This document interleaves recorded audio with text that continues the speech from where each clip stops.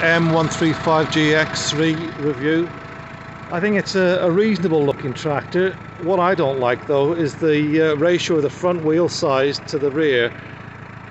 Just purely from an aesthetic point of view, I think the front wheels are too small.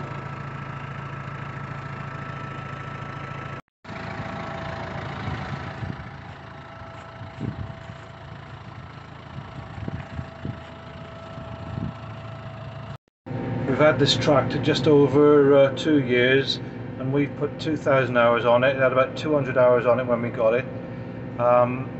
So it's all been warranted hours, very few problems. Here's a short review of what we think of it so far. So we've got 8 speeds up and down on there, and then the difficult part is actually changing the ranges, where you put your foot on the clutch and into the different ranges, but you don't really need to go through the ranges. Once you're in the range on the field or on the road, that's it. So from my point of view, I really like the transmission. If you're having to swap between the ranges, it isn't easy. It's a complete stop. Very simple, but for a simple base tractor, it's got some nice touches. This button here, when you're using a shakerator or an implement, cultivator type implement, when you lift the implement out of the ground at the headland, it does a downshift, well, 2 downshifts, and it automatically shifts when it feels the load on the engine changing, as in it gets harder going, it downshifts. So for a base tractor, it's a really nice touch. So the cab is actually really light, airy, good visibility.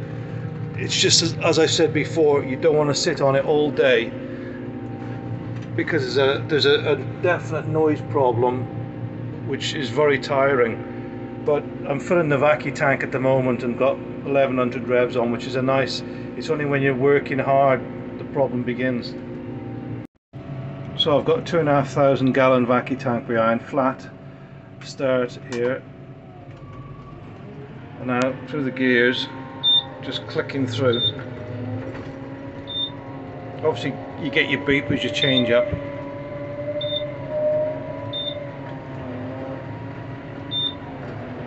It's very easy, not much fatigue, because there's nothing much to do except press a button, so I like that.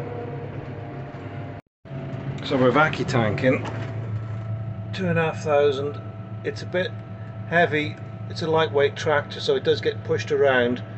As long as you're careful, you're okay. Everything's at hand easily. PTO on, a few revs. Spool valves easy to reach.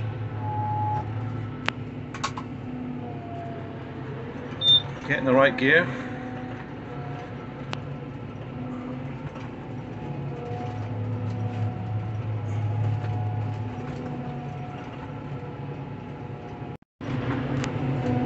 Aircon just about copes. You've got to have plenty of fan speed on a hot day, but as long as you leave it on a high fan speed and don't get the cab hot, you're okay.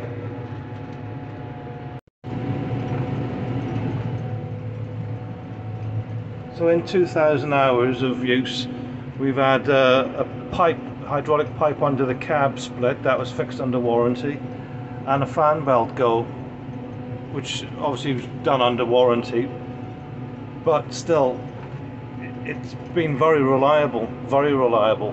We've had to have it serviced by the dealer because of to make the for the warranty, but that's not cheap, but it's well worth it in the end.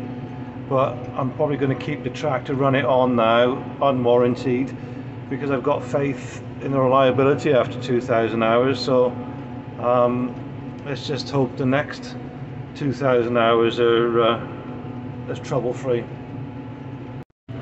Tractor's around 135 horsepower, 4-cylinder engines, and it's lightweight, so it's it feels the vacuum tank behind it when it's full, but it is a very usable tractor for lots of jobs and if someone wants to put a loader on it, it would be even better probably.